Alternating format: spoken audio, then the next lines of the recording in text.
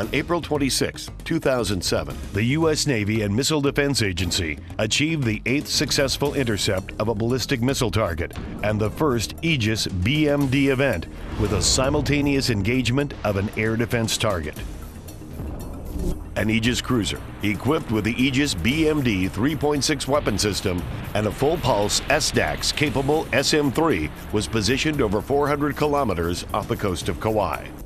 A BQM-74 aerial target was launched from a loitering aircraft towards the ship. The BQM-74 is representative of aircraft and cruise missile threats. Shortly afterwards, an ARAV target was launched. The ARAV, or Aegis Readiness Assessment Vehicle, is representative of a unitary short-range ballistic missile threat. The timing was planned to ensure a simultaneous engagement to stress the ship's weapon system. The Aegis cruiser's crew was not informed of the exact target location or launch time. Based on pre-exercise intelligence, the ship's crew programmed the Spy-1 radar to perform both air defense and ballistic missile sector searches. The ship acquired the ARAV first and began tracking. Shortly afterward, the ship acquired the BQM-74 and began tracking. The weapon system calculated engagement solutions for each specific threat, and the crew readied the missiles for launch. An SM-3 was launched first to engage the ARAV. The missile completed booster burn and separation, followed by second-stage rocket motor burn and separation. An airborne camera tracked the missile throughout most of its flight. During this stage of flight, the Aegis BMD weapon system uplinked guidance commands to the SM-3. Shortly afterwards, an SM-2 was launched to engage the BQM-74 target.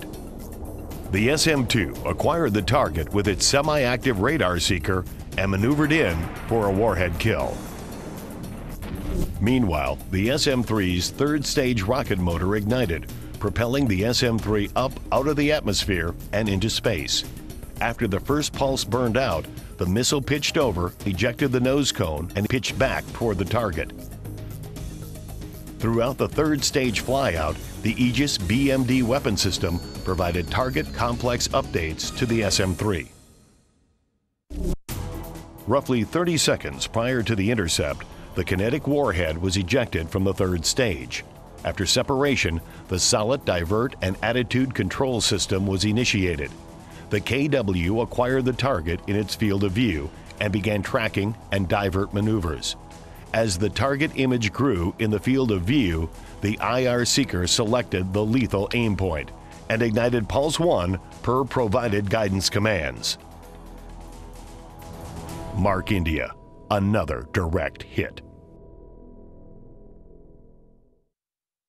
This test once again demonstrated the system's ability to acquire, track, and intercept a ballistic missile. Numerous ground, sea, and air-based platforms observed the intercept.